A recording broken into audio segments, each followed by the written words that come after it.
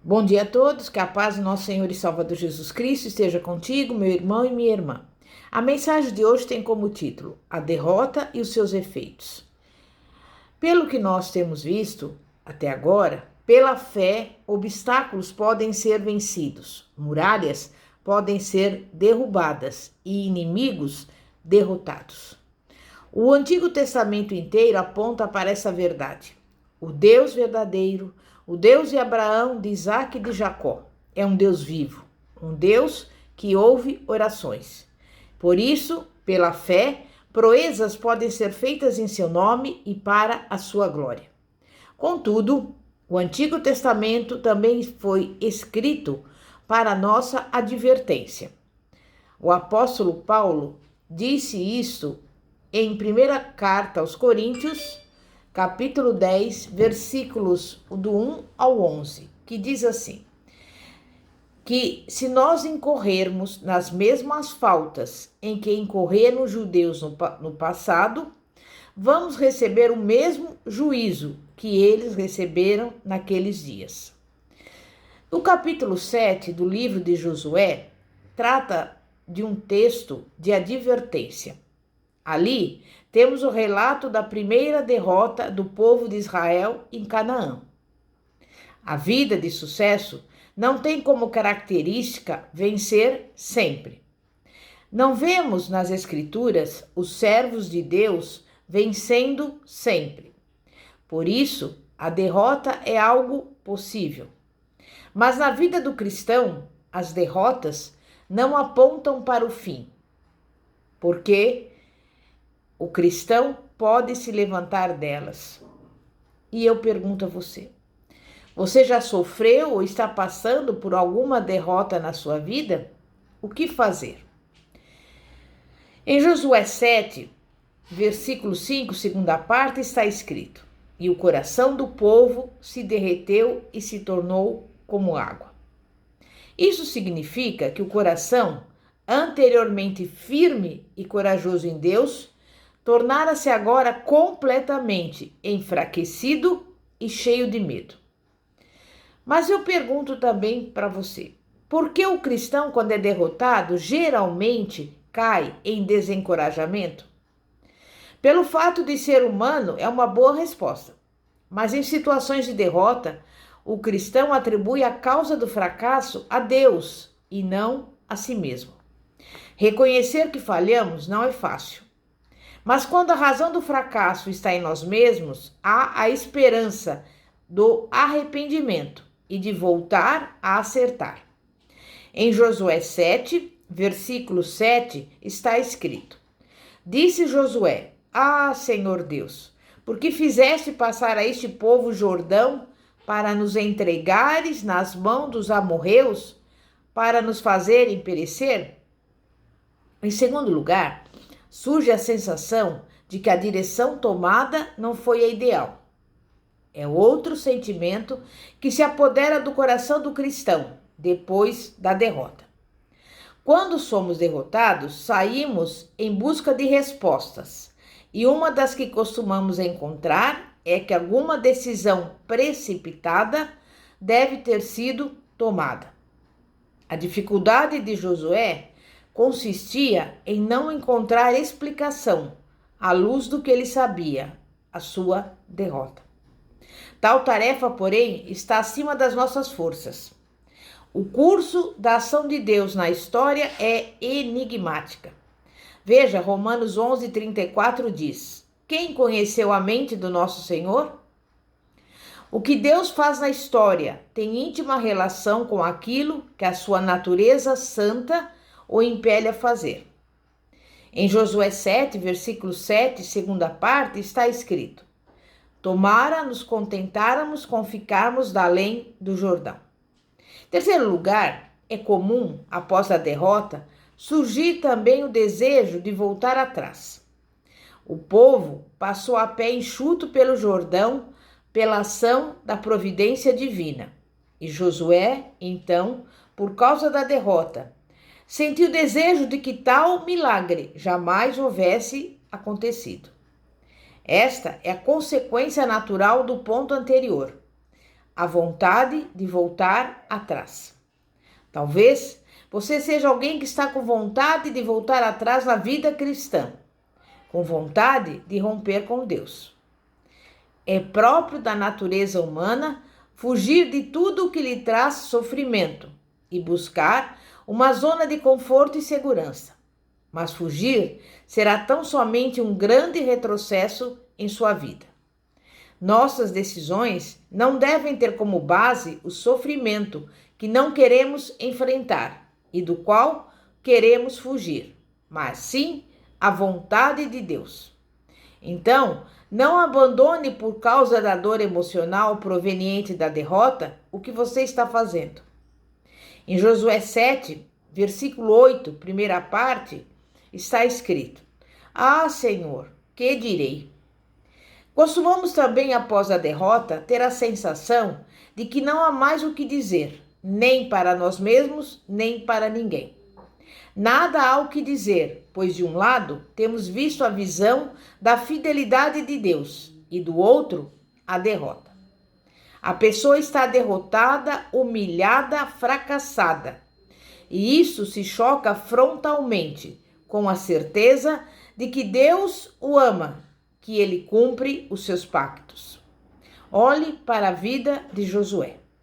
Ele só fez aquela pergunta por não conhecer todos os fatos.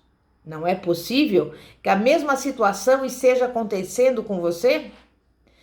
Certamente as conclusões pessimistas a que chegamos têm vínculo estreito com a decisão de encerrar o assunto sem conhecer todas as informações. O que fazer? Devemos começar raciocinando a partir do que sabemos e não do que é mera hipótese.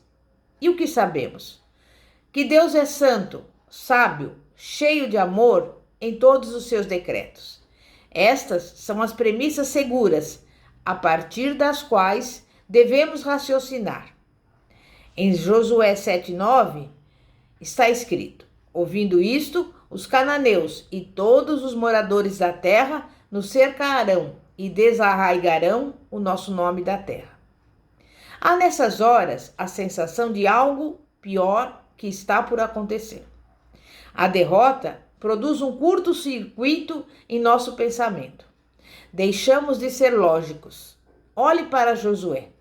Ao mesmo tempo que atribuía a permissão divina à passagem pelo Jordão, pensava também em termos de causa e efeito, num sistema fechado à intervenção divina. Não podemos esquecer que Deus pode intervir sobrenaturalmente. Em Josué 7,6 está escrito: Então Josué rasgou as suas vestes e se prostrou em terra sobre o seu rosto e perante a arca do Senhor até a tarde, ele e os anciãos de Israel, e deitaram pó sobre as suas cabeças.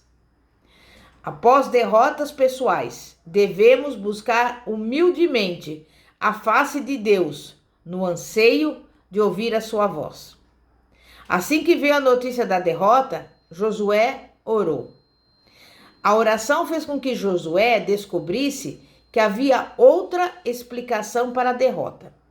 E a oração pode nos levar à descoberta de soluções surpreendentes para problemas que nos afligem, conduzir-nos a uma visão dos acontecimentos que nos cercam e a reformular o conteúdo da nossa súplica.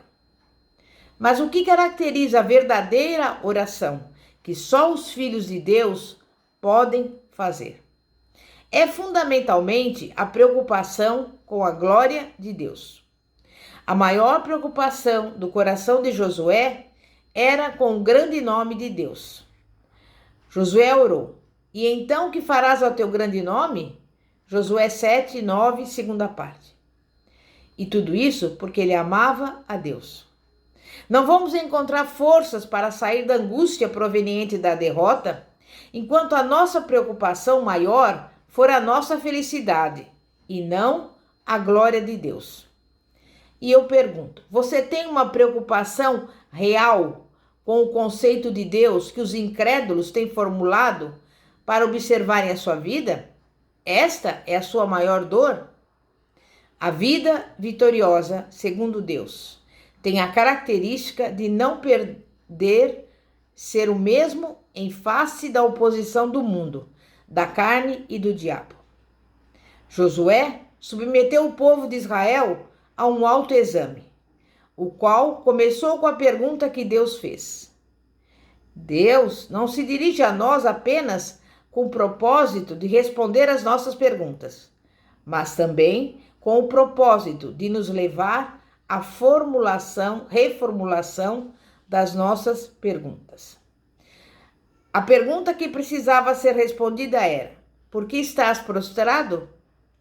Deus levou Josué a procurar saber o real motivo da sua prostração, a falsa ideia de que Deus havia abandonado seu povo.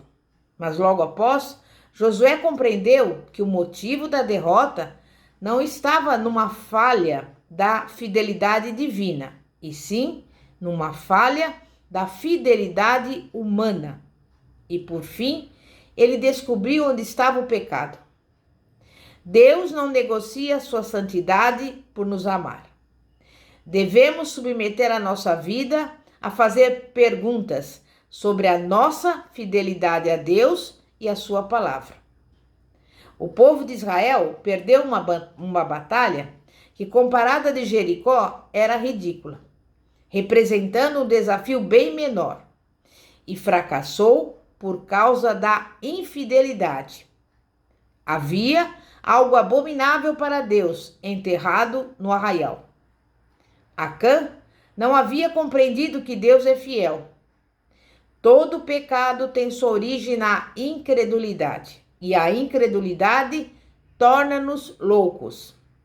Quem crê com a fé que é própria dos regenerados, submete-se à palavra do Senhor, por mais absurda que ela lhe pareça.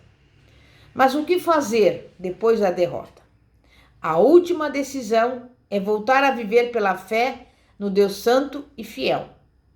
Precisamos dessas duas verdades: saber que Deus é fiel e nos sustenta nas lutas, e saber que Deus é santo e nos livra de julgar que podemos estabelecer qualquer tipo de relação promíscua com Ele. A Bíblia diz que há solução para o problema do pecado: a confissão. Se hoje você confessar os seus pecados a Deus, em nome do Senhor Jesus, você se tornará mais alvo do que a neve.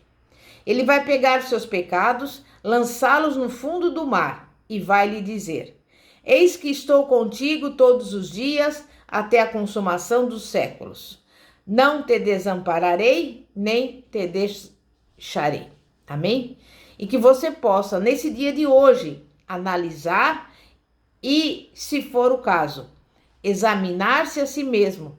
E se você reconhecer o seu pecado, confessá-lo, para que Deus possa agir sobrenaturalmente e mudar a sua situação, a sua história, essa vida que talvez você esteja vivendo de derrota. Mas em nome de Jesus, faça essa reflexão para que você possa tirar da sua vida todo o pecado, em nome de Jesus. Vamos orar. Santíssimo Deus e poderoso Pai, Pai de nosso Senhor e Salvador Jesus Cristo, nós sabemos que somos falhos, que somos pecadores, mas muitas vezes achamos que o que está acontecendo conosco é por falha na fidelidade do Senhor. Mas sabemos que o Senhor não falha, que o Senhor não erra, que nós precisamos refletir sobre as nossas ações, os nossos comportamentos e verificarmos se existe alguma falha, alguma infidelidade ou algum pecado